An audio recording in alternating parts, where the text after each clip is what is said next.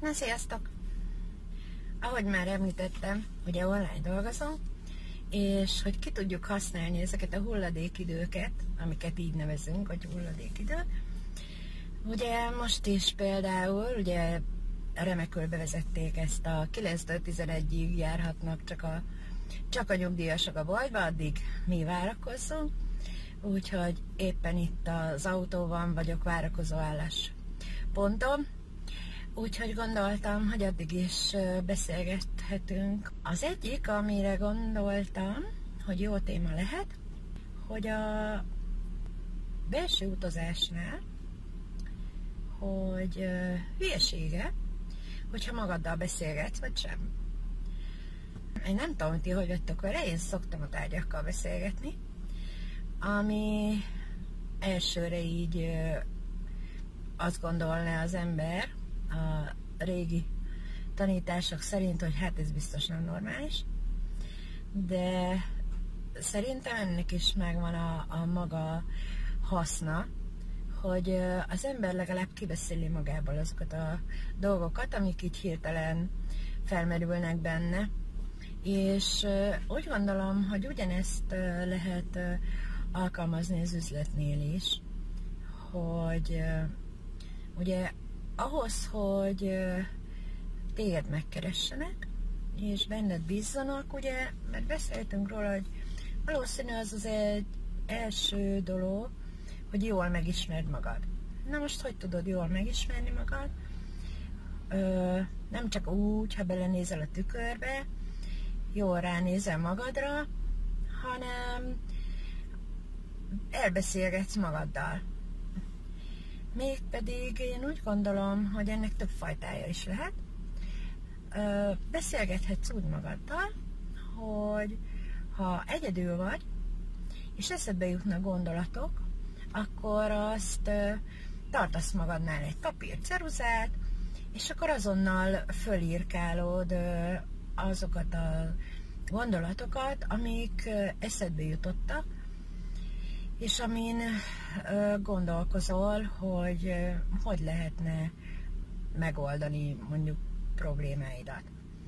Vagy ugye most már mindenkinek ott van a kezében a telefon, azokon a telefonokon is vannak olyan funkciók, hogy hangfelvétel, ami még egyszerűbb, mert nem kell a papírceruzával problémázni, hogy előkeressed, hanem egy hirtelen gondolatodat azonnal fel tudod venni, és vissza tudod utána nézni, hogy miről is volt itt szó, mi jutott eszedbe, aztán elrakhatod ezt egy időre, és akkor utána visszanézve újabb és újabb gondolatok, újabb és újabb felismerések jöhetnek benned.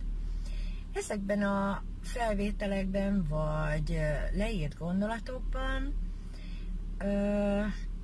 előbb-utóbb találsz egy rendszert, és találsz olyan dolgokat, amivel rácsodálkozol magadra, hogy hoppá, én ilyen vagyok, vagy olyan vagyok, vagy most mennyire vagyok én szerethető mondjuk, vagy mennyire tudom kifejezni magam, hogyha beszélnem kell, vagy egyáltalán jöhetnek ilyen hirtelen gondolatok, mondjuk most jön a karácsony, és esetleg eszedbe jut valami téma kapcsán, hogy milyen ajándékötleted lenne mondjuk valamelyik családtagodnak, de ugyanez igaz ugye a belső munkára is, hogy rágódsz valamin, és ahelyett, hogy a feszültséget csinálod magadnak, megkérdezheted magadtól, hogy esetleg milyen ötleteim, saját ötleteim lehetnének ennek a megoldására. Ugye gondolom te is már voltál úgy sokszor, hogy próbáltak kikérni más véleményét, vagy te próbáltál tanácsot adni, véleményezni mások élethelyzetét, ami először az ember lehet, hogy azt gondolja, hogy hú, micsoda szuper jó ötletet adtam, vagy mennyire okos dolgot mondtam, vagy mondtak neked, de ha nagyon-nagyon bensőségesen nem ismered azt az embert, akivel beszélgettél, akkor rendszerint csak a te nézőpontodból adsz neki tanácsot, és az nem mindig biztos, hogy helyes. A pszichológusok és a hasonló tanácsadókkal nekem az a problémám, hogy ők valahogy számomra legalábbis inkább ilyen tuti megmondónak tűnnek, meg az orvosok is, hogy megmondják, hogy hú, ezt így vagy úgy kell csinálni, és igazából arra nincs idejük, nem szánnak időt, hogy ténylegesen megismerjenek úgy belsőileg, mert erre nincs idő. És a facilitátorokat, például az Access-ben dolgozó, vagy az Access-t használó facilitátorokat, mint például a csapatunkban van most Lilla, ő egy nagyon ügyes segítő.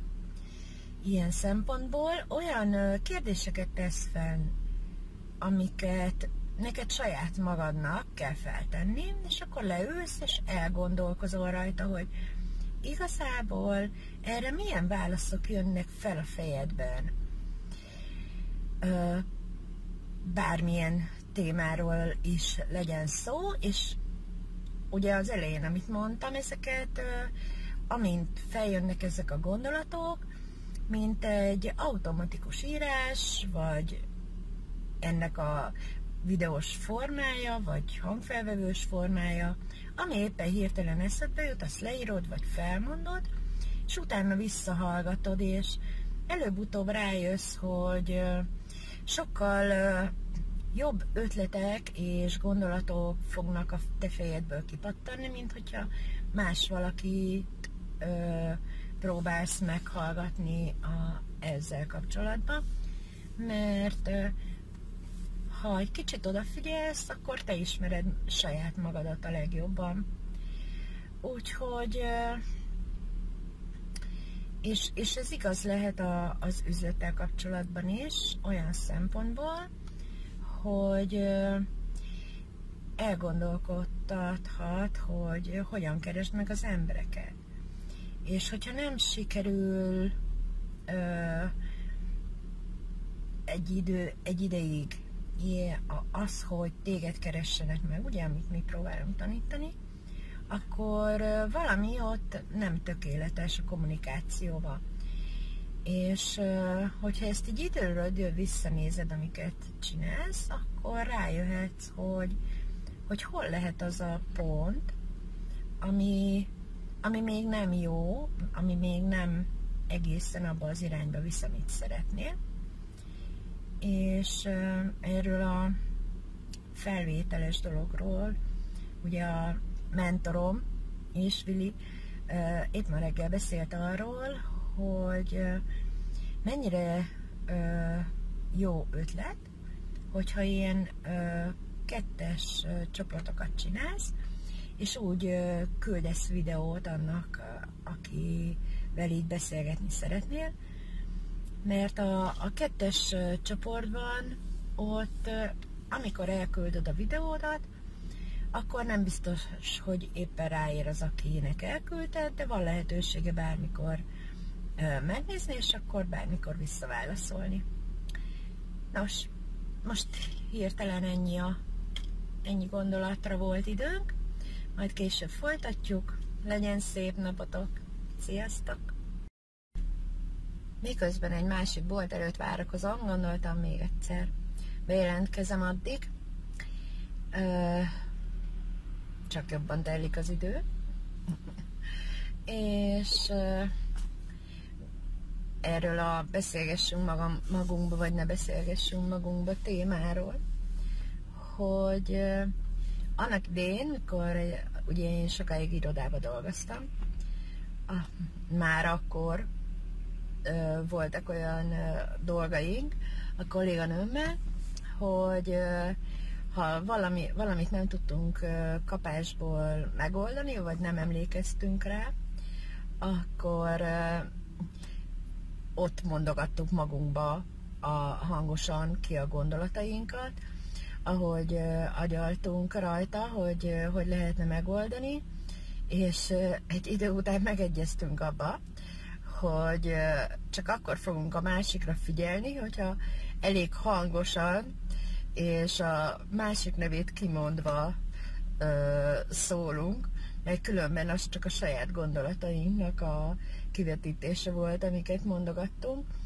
És én azt vettem észre, hogy például amikor tanultam, hogy sokkal intenzívebb és jobb volt a gondolatáramlásom, hogyha egy dologról elkezdtem valakinek mesélni, vagy például, mit tudom én, elkezdtem elmagyarázni valakinek, hogy én mit értettem meg abból az anyagból, amit éppen tanulnom kellett, és úgy kérdeztem tőle, hogy elmeséltem saját magamnak, és akkor rájöttem, hogy saját magamtól, hogy mi a megoldás. Úgyhogy ilyen haszna is lehet annak, hogy beszélgettünk saját magunkkal. Na, jó gondolkozást, sziasztok!